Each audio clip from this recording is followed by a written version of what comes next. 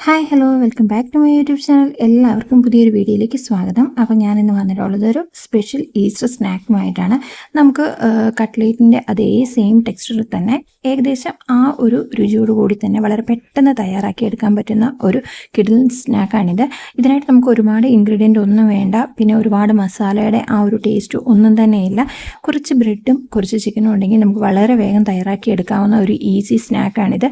പുറംഭാഗമൊക്കെ നല്ല ക്രിസ്പി ആയിട്ട് തന്നെ കിട്ടുന്നതുമാണ്. കുട്ടികൾക്കൊക്കെ വളരെയധികം ഇഷ്ടമാവും. അപ്പോൾ നമുക്ക് ഇന്നത്തെ ഈ റെസിപ്പി എങ്ങനെ ഉണ്ടാക്കുന്നതെന്ന് നോക്കാം. അതിനായിട്ട് ഞാനിവിടെ ഒരു മിക്സിയുടെ ജാറിലേക്ക് ഏകദേശം ഒരു 5-6 ബ്രെഡാണ് ഞാൻ എടുത്തിരിക്കുന്നത്. നമുക്ക് ഇതിൻ്റെ സൈഡ് പോർഷൻ ഒന്നും കട്ട് ചെയ്ത് കളയണ്ട. ആ ഒരു രീതിയിൽ മുഴുവനായിട്ട് തന്നെ നമുക്ക് ഈ ബ്രെഡ് ഒന്ന് നന്നായിട്ട് അടിച്ചെടുക്കാം. അപ്പം നമ്മളിവിടെ ബ്രെഡ് ഇതുപോലെ നന്നായിട്ട് അടിച്ചെടുത്തിട്ടുണ്ട്. ഇനിയിപ്പം നമുക്ക് ഇതിൽ കുറച്ച് ബ്രെഡിലേക്ക് വേണം നമ്മൾ ചിക്കൻ ഇട്ട് കൊടുക്കാനായിട്ട്. ബോൺലെസ് ആയിട്ടുള്ള ചിക്കൻ ചെറിയ പീസായിട്ട് ഇതുപോലെ കട്ട് ചെയ്തിട്ട് കൊടുക്കുക. കുറച്ച് ബ്രെഡ് നമ്മൾ മാറ്റി വെച്ചതിന് ശേഷം വേണം ഇതുപോലെ ചിക്കൻ ഇട്ട് അടിക്കാനായിട്ട്. ഇതിലേക്ക് നമുക്ക് കുറച്ച് ഇഞ്ചിയും വെളുത്തുള്ളിയും കൂടെ ചേർത്ത് കൊടുക്കുക. കുറച്ച് കുരുമുളക് പൊടിയും കൂടെ. ഇത്രയും ചേർത്തതിന് ശേഷം നമുക്ക് ഇതിലേക്ക് ഒരു ചെറിയ കളറിനായിട്ട് ഒരു 1/2 ടീസ്പൂണോളം മുളക് പൊടിയും 1 ടീസ്പൂണോളം അളവിൽ സോയാ സോസും കൂടെ ഒഴിച്ചു കൊടുക്കുക. പിന്നെ ആവശ്യത്തിന് ഉപ്പും കൂടെ ചേർത്ത് കൊടുക്കുക. അതിനുശേഷം നമുക്ക് അതിലേക്ക് ഒരു 3 മുതൽ 4 ടീസ്പൂണോളം അളവിൽ വെളിച്ചെണ്ണയും കൂടെ ചേർത്ത് കൊടുക്കുക. അത് സൺഫ്ലവർ ഓയിൽ ഏത് വേണമെങ്കിലും മതി. ഇതിന് നമുക്ക് നന്നായിട്ടൊന്ന് അരച്ചെടുക്കാം. അപ്പോൾ നമ്മൾ നമ്മുടെ ആ ബ്രെഡും ചിക്കനും കൂടെ നന്നായിട്ടൊന്ന് അരച്ചെടുത്തിട്ടുണ്ട്. ഇതിനെ നമ്മൾ കൈകൊണ്ട് നന്നായിട്ടൊന്ന് മിക്സ് ചെയ്ത് യോജിപ്പിച്ചതിന് ശേഷം കുറച്ച് നേരം റെസ്റ്റ് ചെയ്യാനായിട്ട് വെക്കാവുന്നതാണ്.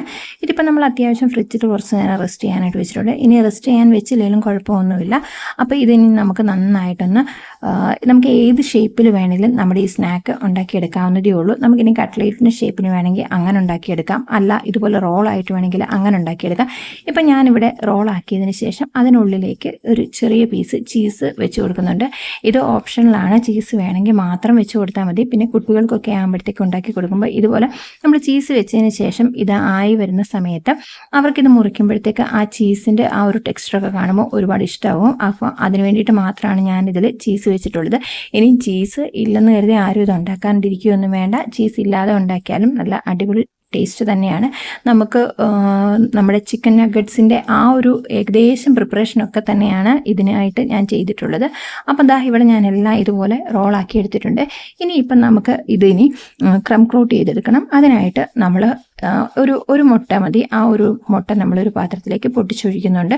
അതിലേക്ക് നമുക്ക് ഒരു ചെറിയ പിഞ്ചളവിൽ ഉപ്പും കുറച്ച് കുരുമുളക് പൊടിയും പിന്നെ നമുക്കൊരു ഏകദേശം ഒരു 2-3 ടീസ്പൂണോളം അളവിൽ പാലും കൂടി ചേർത്ത് കൊടുത്തതിന് ശേഷം നന്നായിട്ട് ഇതൊന്ന് ബീറ്റ് ചെയ്തെടുക്കാം.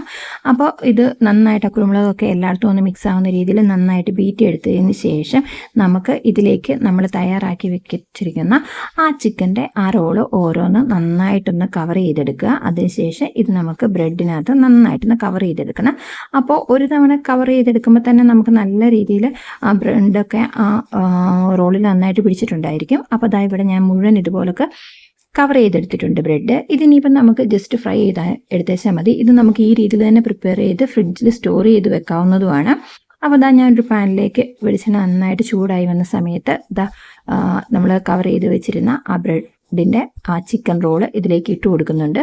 ഇത് നമുക്ക് ഒരുപാട് ലോ ഫ്ലെയിമിലിട്ട് കുക്ക് ചെയ്യരുത്. നന്നായിട്ട് ബ്രെഡ് ആയതുകൊണ്ട് നന്നായിട്ട് എണ്ണ പിടിച്ചെടുക്കുന്നതാണ്. അതുകൊണ്ട് നമുക്ക് ഏകദേശം ഒരു ഹൈ ടു മീഡിയം ഫ്ലെയിമിലിട്ട് വളരെ പെട്ടെന്ന് തന്നെ ഇത് നമുക്ക് ഫ്രൈ ആയി കിട്ടുന്നതാണ്.